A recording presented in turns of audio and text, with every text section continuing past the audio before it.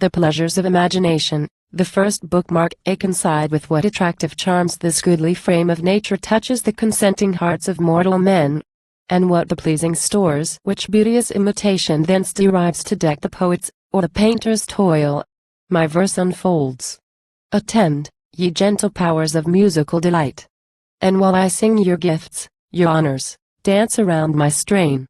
Thou, smiling queen of every tuneful breast, indulgent fancy, from the fruitful banks of Avon, whence thy rosy fingers cull fresh flowers and dews to sprinkle on the turf where Shakespeare lies, be present, and with thee let fiction come, upon her vagrant wings wafting 10,000 colors through the air, which, by the glances of her magic eye, she blends and shifts at will, through countless forms, her wild creation. Goddess of the lyre, which rules the accents of the moving sphere, wilt thou, eternal harmony, descend and join this festive train? For with thee comes the guide, the guardian of their lovely sports, majestic truth. And where truth deigns to come, her sister liberty will not be far. Be present all ye genii, who conduct the wandering footsteps of the youthful bard, new to your springs and shades, who touch his ear with finer sounds, who heighten to his eye the bloom of nature, and before him turn the gayest, happiest attitude of things. Oft have the laws of each poetic strain the critic verse employed, yet still unsung lay this prime subject, though importing most a poet's name, for fruitless is the attempt, by dull obedience and by creeping toil obscure to conquer the severe ascent of high Parnassus. Nature's kindling breath must fire the chosen genius. Nature's hand must string his nerves, and imp his eagle wings impatient of the painful steep, to soar high as the summit, there to breathe at large ethereal air, with bards and sages old, immortal sons of praise. These flattering scenes to this neglected labor court my song, yet not unconscious what a doubtful task to paint the finest features of the mind, and to most subtle and mysterious things give color, strength, and motion. But the love of nature and the muses bids explore, through secret paths eerie while untrod by man, the fair poetic region, to detect untasted springs, to drink inspiring draughts, and shade my temples with unfading flowers culled from the laureate vale's profound recess, where never poet gained a wreath before. From heaven my strains begin. From heaven descends the flame of genius to the human breast, and love and beauty, and poetic joy and inspiration. The radiant sun sprang from the east, or mid the vault of night the moon suspended her serener lamp. Mountains, woods, or streams adorn the globe, or wisdom taught the sons of men her lore. Then lived the Almighty One, then, deep retired in his unfathomed essence, viewed the forms eternal of created things. The radiant sun, the moon's nocturnal lamp, the mountains, woods and streams, the rolling globe, and wisdom's means celestial. From the first of days, on them his love divine he fixed, his admiration, till in time complete, what he admired and loved, his vital smile unfolded into being. Hence the breath of life informing each organic frame, hence the green earth, and wild resounding waves, hence light and shade alternate, warmth and cold, and clear autumnal skies and vernal showers, and all the fair variety of things. But not alike to every mortal eye is this great scene unveiled. For since the claims of social life, to different labors urge the active powers of man, with wise intent the hand of nature on peculiar minds imprints a different bias, and to each decrees its province in the common toil. To some she taught the fabric of the sphere, the changeful moon, the circuit of the stars, the golden zones of heaven. To some she gave to weigh the moment of eternal things, of time, and space, and fate's unbroken chain, and will's quick impulse. Others by the hand she led o'er vales and mountains, to explore what healing virtue swells the tender veins of herbs and flowers, or what the beams of morn draw forth, distilling from the clifted rind and balmy tears. But some, to higher hopes were destined. Some within a finer mood she wrought, and tempered with a purer flame.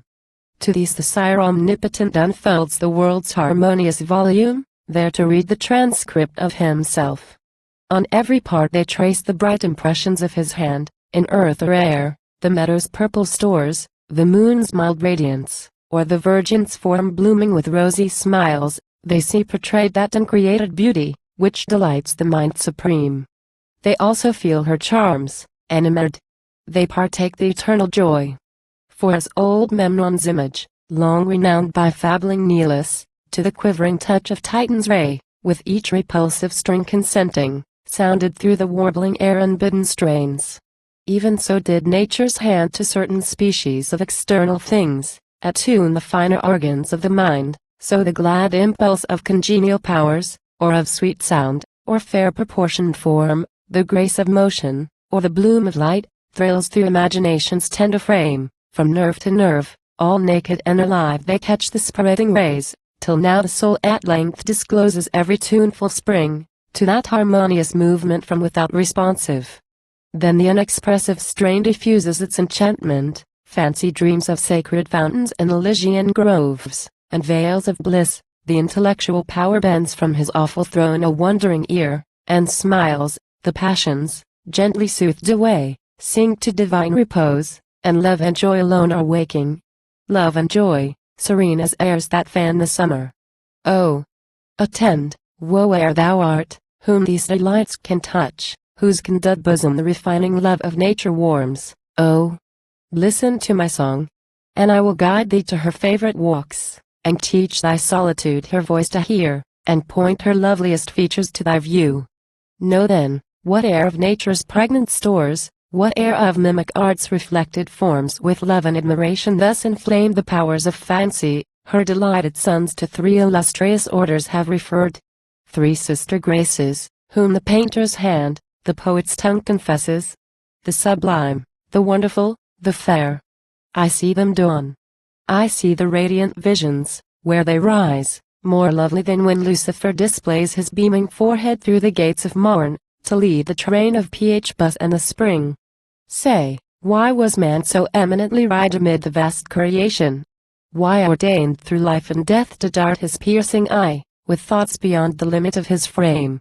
But that the Omnipotent might send him forth in sight of mortal and immortal powers, as on a boundless theater, to run the great career of justice, to exalt his generous aim to all diviner deeds, to chase each partial purpose from his breast, and through the mists of passion and of sense, and through the tossing tide of chance and pain, to hold his course unfaltering, while the voice of truth and virtue, up the steep ascent of nature, calls him to his high reward, the applauding smile of heaven?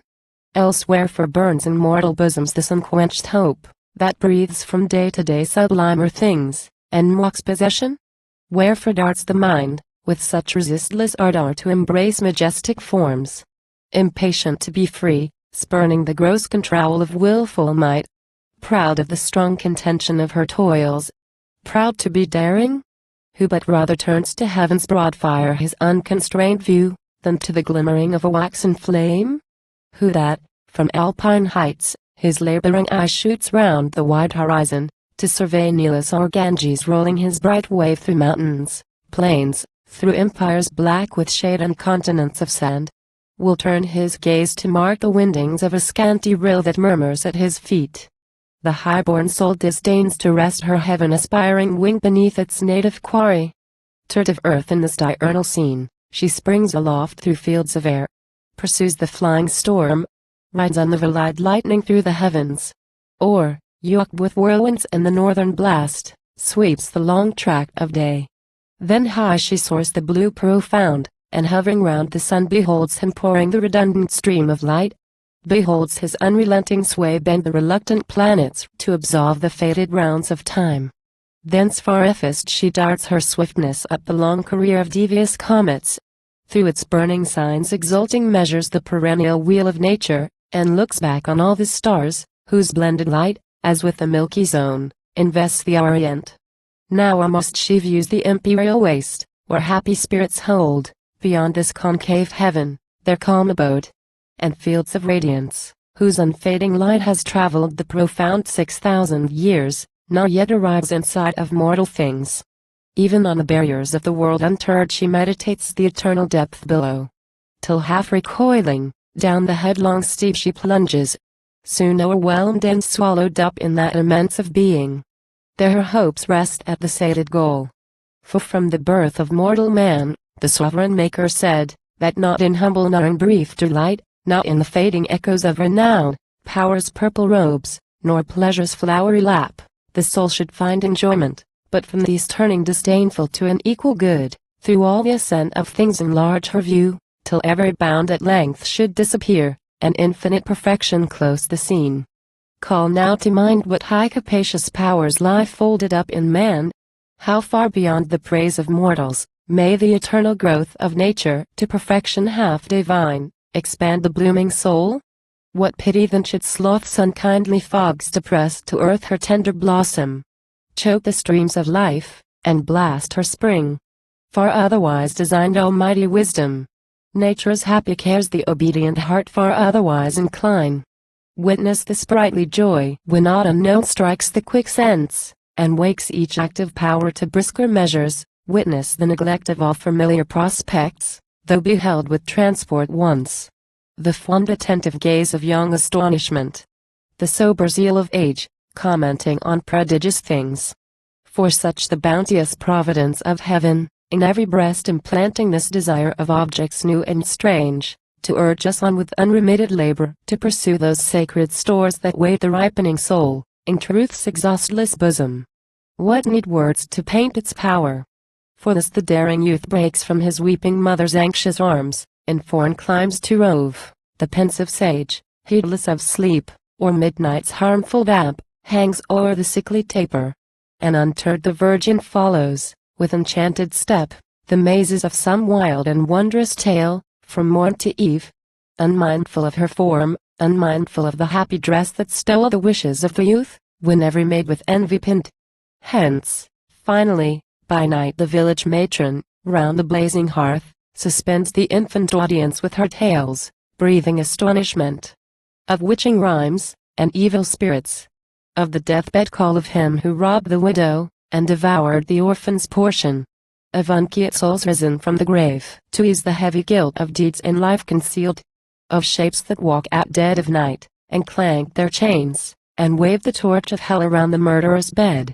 At every solemn pause the crowd recoil, gazing each other speechless, and congealed with shivering sighs, till eager for the event, around the beldame all erect they hang, each trembling heart with grateful terrors quelled. But lo! disclosed in all her smiling pomp, where beauty onward moving claims the verse her charms inspire, the freely flowing verse in thy immortal praise, O form divine, smooths her mellifluent stream. Thee, beauty, thee the regal dome, and thy enlivening ray the mossy roofs adore, thou, better sun. Forever beamest on the enchanted heart love, and harmonious wonder, and delight poetic. Brightest progeny of heaven. How shall I trace thy features? Where select the roseate hues to emulate thy bloom? Haste then, my song, through nature's wide expanse, haste then, and gather all her comeliest wealth, whate'er bright spoils the florid earth contains, whate'er the waters, or the liquid air, to deck thy lovely labor. Wilt thou fly with laughing autumn to the Atlantic isles, and range within the Hesperian field, and see where'er his fingers touch the fruitful grove, the branches shoot with gold. Where'er his step marks the glad soil, the tender clusters grow with purple ripeness, and invest each hill as with the blushes of an evening sky. Or wilt thou rather stoop thy vagrant plume, where gliding through his daughter's honored shades, the smooth Penus from his glassy flood reflects purpureal Tempe's pleasant scene. Fair Tempe, home beloved of sylvan powers, of nymphs and fauns, where in the golden age they played in secret on the shady brink with ancient Pan, while round their coral steps young hours and genial gales with constant hand showered blossoms, odd hours, showered ambrosial dews, and spring's Elysian bloom. Her flowery store to thee nor Tempe shall refuse. No watch of winged hide regard Hesperian fruits from thy free spoil. O bear then, unreproved, thy smiling treasures to the green recess where young Dion stays. With sweetest airs enters her cirth to lend her angel form for beauty's honored image. Hither turn thy graceful footsteps. Hither, gentle maid, incline thy polished forehead, let thy eyes effuse the mildness of their azure dawn. And may the fanning breezes waft aside thy radiant locks, disclosing, as it bends with airy softness from the marble neck, the cheek fair blooming, and the rosy lip, where winning smiles and pleasure sweet as love, with sanctity and wisdom, tempering blend their soft allurement. than the pleasing force of nature, and her kind parental care worthier I'd sing, than all the enamored youth, with each admiring virgin, to my lyre should throng attentive, while I point on high where beauty's living image, like the morn that wakes in Zephyr's arms the blushing May, moves onward. Or as Venus, when she stood effulgent on the pearly car, and smiled, fresh from the deep, and conscious of her form, to see the Tritons tune their vocal shells, and each cerulean sister of the flood with loud acclaim attend her o'er the waves, to seek the Idalian bower. Ye smiling band of youths and virgins, who through all the maze of young desire with rival steps pursue this charm of beauty, if the pleasing toil can yield a moment's respite, hither turn your favorable ear, and trust my words. I do not mean to wake the gloomy form of superstition dressed in wisdom's garb, to damp your tender hopes. I do not mean to bid the jealous thunderer fire the heavens, or shapes infernal rend the groaning earth to fright you from your joys. My cheerful song with better omens calls you to the field, pleased with your generous ardor in the chase, and warm like you. Then tell me, for ye know, does beauty ever deem to dwell where health and active youth are strangers? Is her charm confessed in what, whose most peculiar ends are lame and fruitless? Or did nature mean this pleasing call the herald of a lie, to hide the shame of discord and disease, and catch with fair hypocrisy the heart of idle faith? Oh no. With better cares the indulgent mother, conscious how infirm her offspring tread the paths of good and ill, by this illustrious image, in each kind still most illustrious, where the object holds its native powers most perfect, she by this illumes the headstrong impulse of desire, and sanctifies his choice. The generous glebe whose bosom smiles with verdure, the clear tract of streams delicious to the thirsty soul, the bloom of nectared fruit ripe to sense, and every charm of animated things, are only pledges of a state sincere, the integrity and order of their frame, when all is well within, and every end accomplished. Thus was beauty sent from heaven, the lovely mistress of truth and good in this dark world, for truth and good are one, and beauty dwells in them, and they in her, with like participation. Wherefore then, O sons of earth, would ye dissolve the tie? O wherefore, with the rash impetuous aim, seek ye those flowery joys with which the hand of lavish fancy paints each flattering scene where beauty seems to dwell, nor once inquire where is the sanction of eternal truth, or where the seal of undeceitful good, to save your search from folly. Wanting these, lo! Beauty withers in your void embrace, and with the glittering of an idiot's toy did fancy mock your vows. Nor let the gleam of youthful hope that shines upon your hearts, be chilled or clouded at this awful task, to learn the lore of undeceitful good, and truth eternal. Though the poisonous charms of baleful superstition guide the feet of servile numbers, through a dreary way to their abode, through desarts, thorns and mire, and lead the wretched pilgrim all forlorn to muse at last, amid the ghostly gloom of graves, and hoary vaults, and cloistered cells, to walk with specters through the midnight shade, and to the screaming owl's echo or song attune the dreadful workings of his heart. Yet be not ye dismayed. A gentler star your lovely search illumines. From the grove where wisdom talked with her Athenian sons, could my ambitious hand entwine a wreath of Plato's olive with the Mantuan bay, then should my powerful verse at once dispel those monkish horrors, then in light divine disclose the Elysian prospect, where the steps of those whom nature charms, through blooming walks, through fragrant mountains and poetic streams, amid the train of sages, heroes, bards, led by their winged genius and the choir of laureled science and harmonious art, proceed exulting to the eternal shrine, where truth conspicuous with her sister twins, the undivided partners of her sway, with good and beauty reigns. O let not us, lulled by luxurious pleasure's languid strain, or crouching to the frowns of bigot rage, O let us not a moment pause to join that godlike band.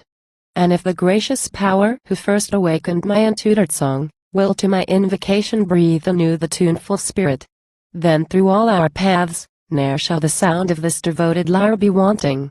Whether on the rosy mead, when summer smiles, to warm the melting heart of luxury's allurement, whether firm against the torrent and the stubborn hill to urge bold virtue's unremitted nerve, and wake the strong divinity of soul that conquers chance and fate, or whether struck for sounds of triumph, to proclaim her toils upon the lofty summit, round her brow to twine the wreath of incorruptive praise.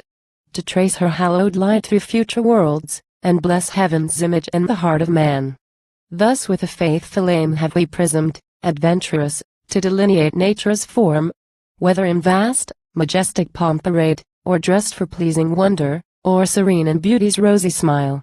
It now remains, through various beings' fair proportioned scale, to trace the rising luster of her charms, from their first twilight, shining forth at length to full meridian splendor. Of degree the least and lowliest, in the effusive warmth of colors mingling with a random blaze, doth beauty dwell.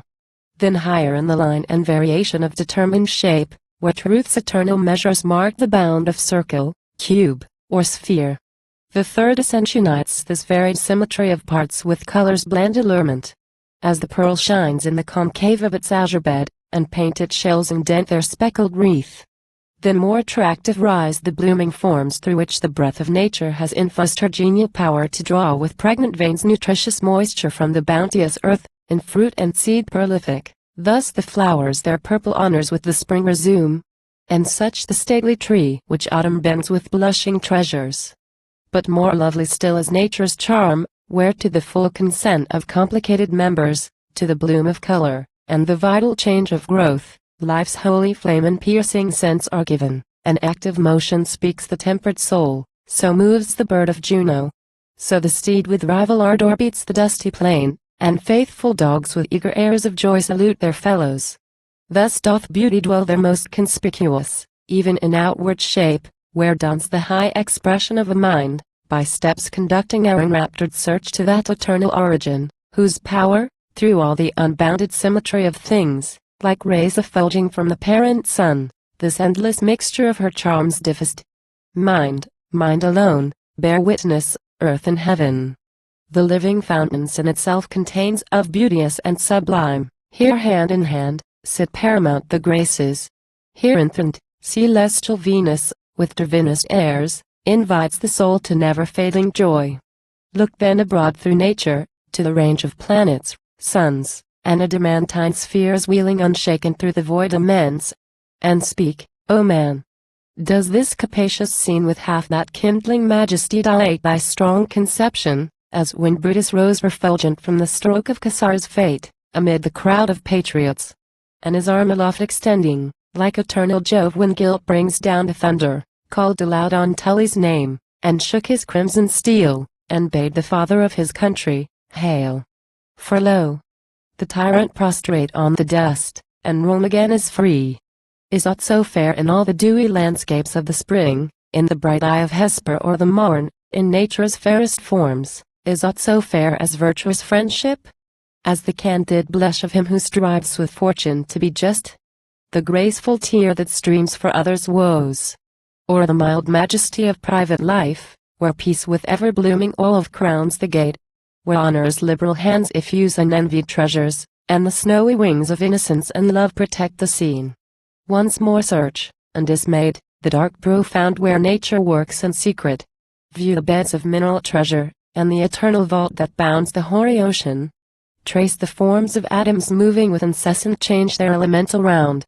Behold the seeds of being, and the energy of life kindling the mass with ever-active flame. Then to the secrets of the working mind attentive turn. From dumb oblivion call her fleet, ideal band, and bid them, go. Break through time's barrier, and o'ertake the hour that saw the heavens created, then declare if aught were found in those external scenes to move thy wonder now.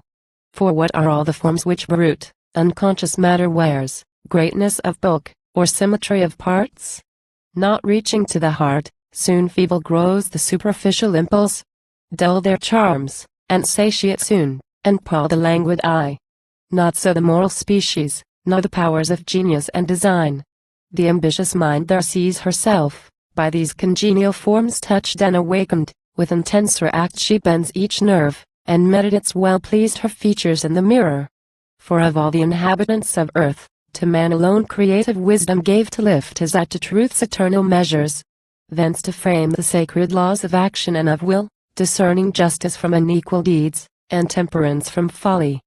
But beyond this energy of truth, whose dictates bind dissenting reason, the benignant sire, to deck the honored paths of just and good, has added bright imagination's rays, where virtue, rising from the awful depth of truth's mysterious bosom, doth forsake the unadorned condition of her birth, and dressed by fancy in 10,000 hues, assumes a various feature, to attract, with charms responsive to each gazer's eye, the hearts of men.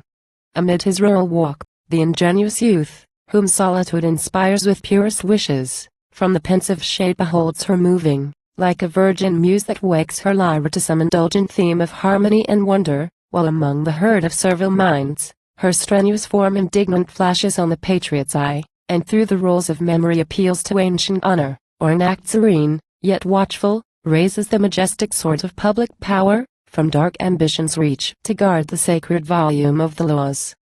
Genius of ancient Greece, whose faithful steps well-pleased I follow through the sacred paths of nature and of science, nurse divine of all heroic deeds and fair desires. Oh, let the breath of thy extended praise inspire my kindling bosom to the height of this untempted theme. Nor be my thoughts presumptuous counted, if amid the calm that suits this vernal evening into smiles, I steal impatient from the sordid haunts of strife and low ambition, to attend thy sacred presence in the sylvan shade, by their malignant footsteps ne'er profaned. Descend, propitious, to my favored eye, such in thy mien, thy warm, exalted air, as when the Persian tyrant, foiled and stung with shame and desperation, gnashed his teeth to see thee rend the pageants of his throne, and at the lightning of thy lifted spear crouched like a slave. Bring all thy martial spoils, thy palms, thy laurels, thy triumphal songs, thy smiling band of arts, thy godlike sires of civil wisdom, thy heroic youth warm from the schools of glory. Guide my way walk, the green retreats of Academus, and the thymy vale, where oft enchanted with Socratic sounds, Alicia's pure devolved his tuneful stream in gentler murmurs. From the blooming store of these auspicious fields, may I unblamed transplant some living blossoms to adorn my native clime, while far above the flight of fancy's plume aspiring, I unlock the springs of ancient wisdom. While I join thy name, thrice honored, with the immortal praise of nature, while to my compatriot youth I point the high example of thy sons, and tune to Attic themes the British lyre.